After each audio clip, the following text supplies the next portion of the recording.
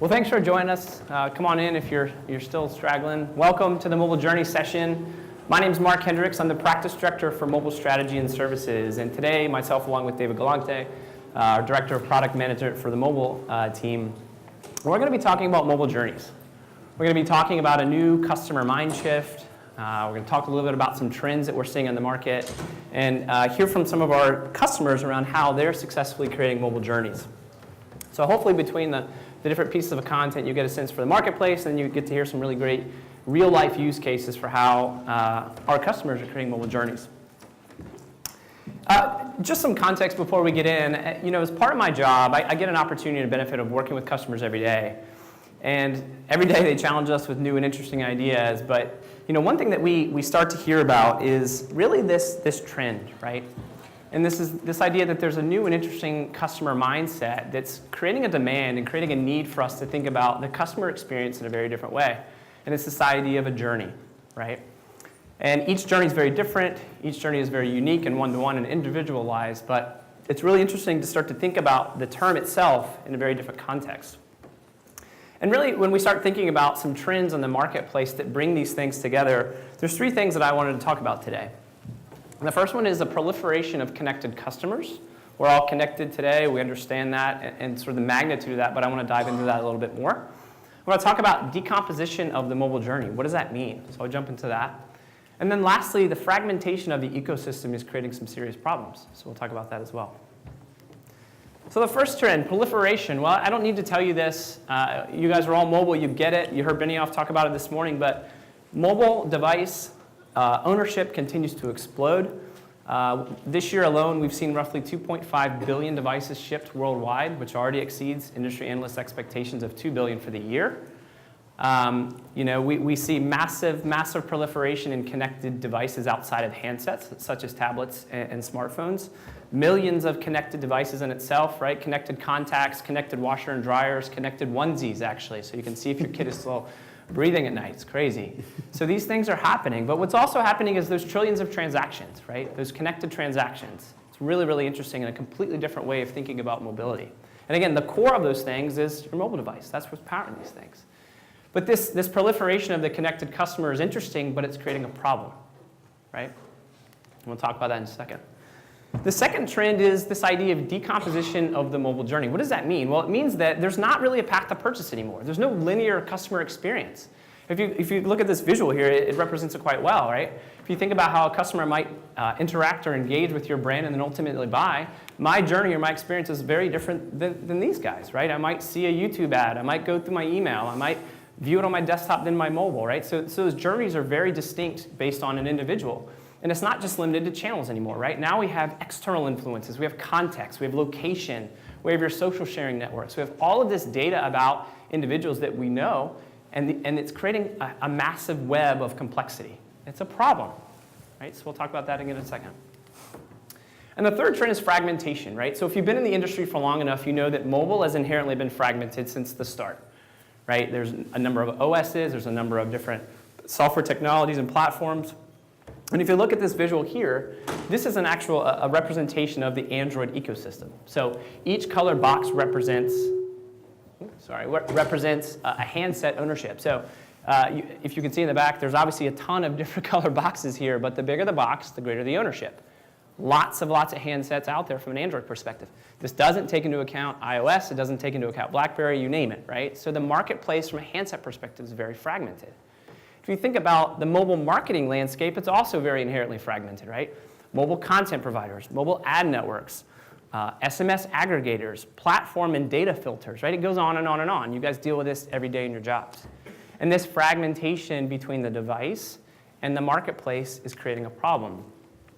Now, all three of these trends that I just reviewed, obviously I told you they're creating a problem, but the problem is very central in a sense that the problem is core in that we are losing our ability to connect with our customers, right?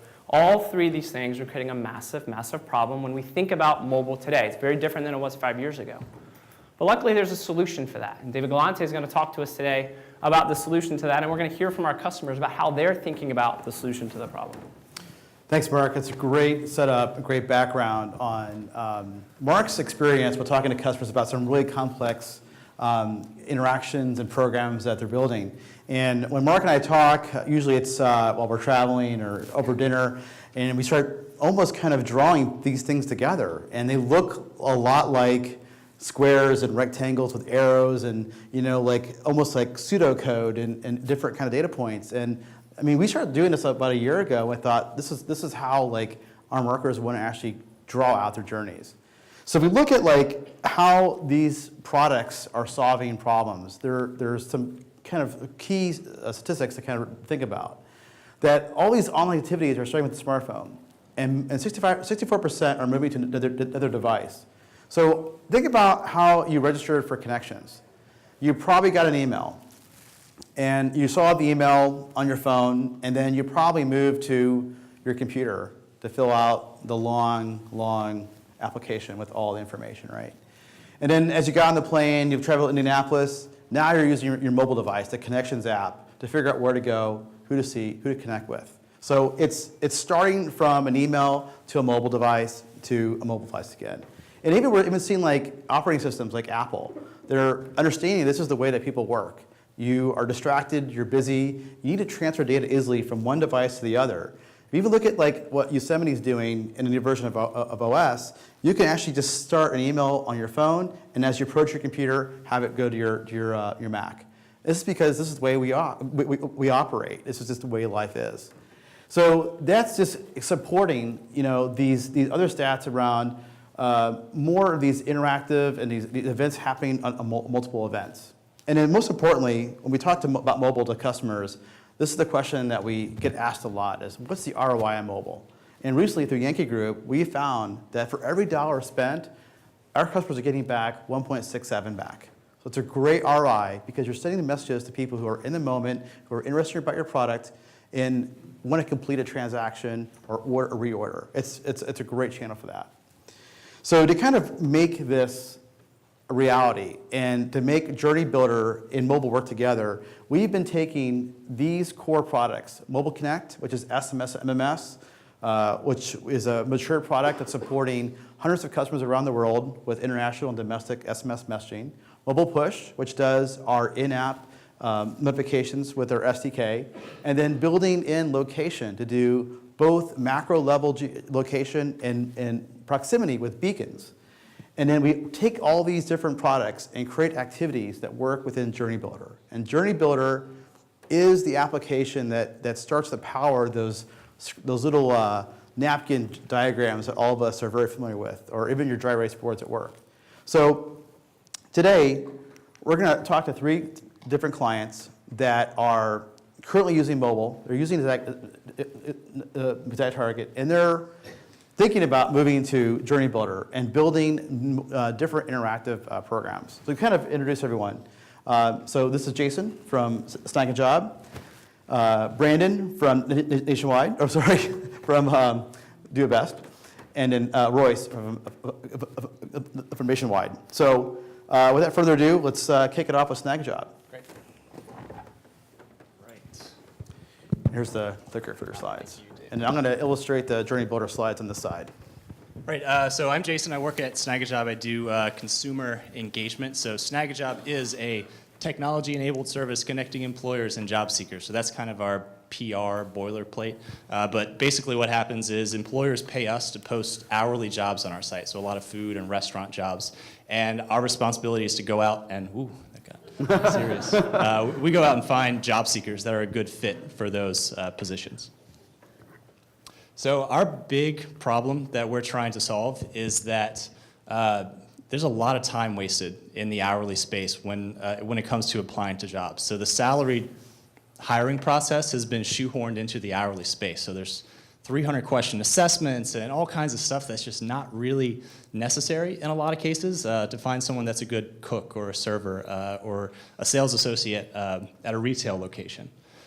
At the same time, we're always connected to our mobile devices. So we're tethered to these, we sleep with them, we wake up with them, we've got them on us all the time. So what Snag a Job is trying to solve is how can we use that to our benefit to be able to try to make some really meaningful connections between the job seekers and the employers that we're trying to serve.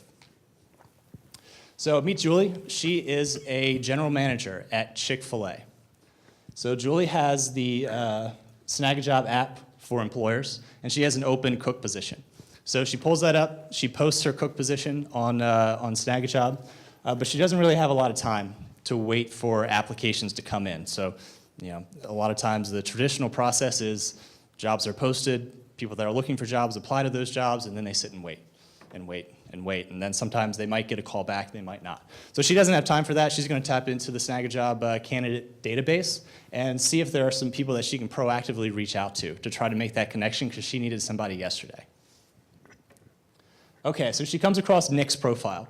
Nick's been a member on Snagajob. She can see some of his basic information here. He's recorded a 30-second video on his smartphone showing, explaining what good customer service means to him. So Julie can kind of get that quick idea of how Nick might be as an employee. So she says, yeah, I'd like to invite him to interview. So she clicks the invite button. We say, are you sure? Did you fat finger it? Do you want to go and do that? So she says, yes, success. Nick has been invited to interview. So that's on the employer side, what's happening. And this is all on Julie's mobile phone or on her tablet.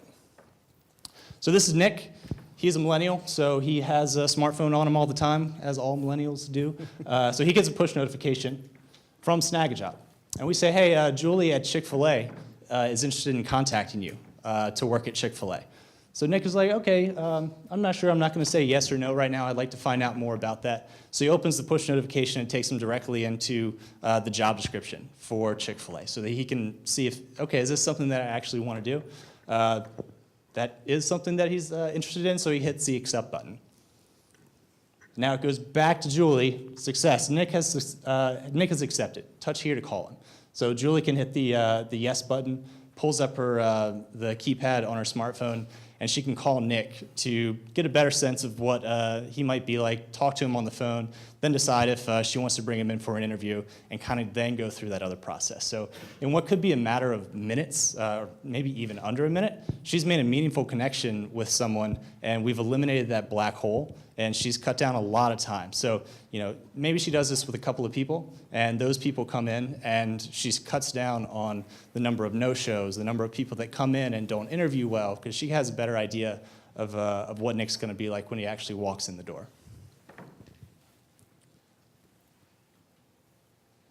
Okay, so now Nick comes in, they meet, it's a success, and this is, that's not the end of the journey. Obviously, there's still lots of other things that have to be done. So this is an example of how we really leverage the mobile piece and how everyone's really connected on mobile to make that first connection, and then they can kind of go through the other processes. So maybe Nick needs to fill out his I-9 forms. We're not going to send him a push notification for that. Once Julie hits the hire button, we may send him an email because that's something he may need to sit down on his laptop and fill out. Or it's a day before his first shift starts, and we want to send him an SMS notification, because sometimes those push notifications disappear. We want to make sure that that's actually something that he's able to come back to and reference, if he gets lost on his way there or something like that.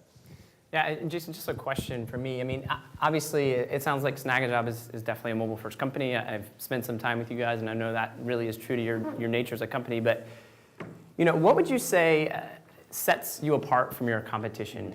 Are there other employers out there, hourly job companies out there that are thinking mobile first, such as you, or is that a competitive differentiator for you guys? As far as focus on the hourly space, we're kind of the only ones that are focused on that niche. But I think what sets us apart with what we're trying to do here is we're trying to create an experience where a lot of times the job search and apply market has been commoditized so much that we're just a middleman.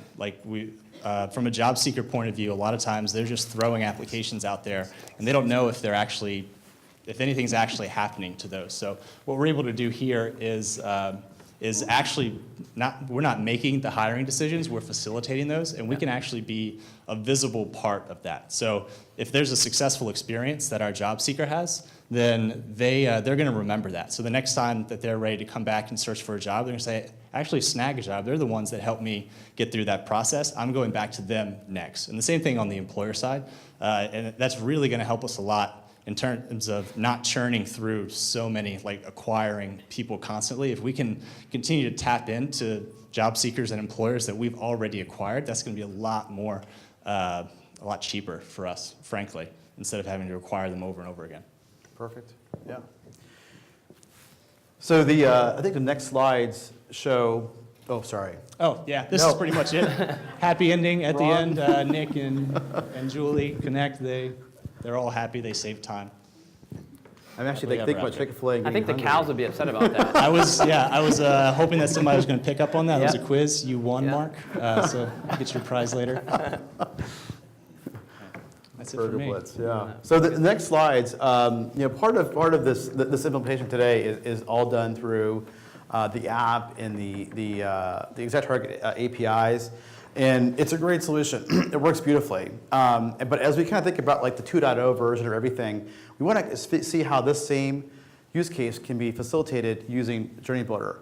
And part of Journey Builder's kind of core is having goals and having metrics at each point that kind of make sure that everyone's happy about the solution, and that we're having good checkpoints, and we know that the solution's working well. So let's just imagine we take the same solution we built in Journey Builder. The first thing we're going to do is create a goal.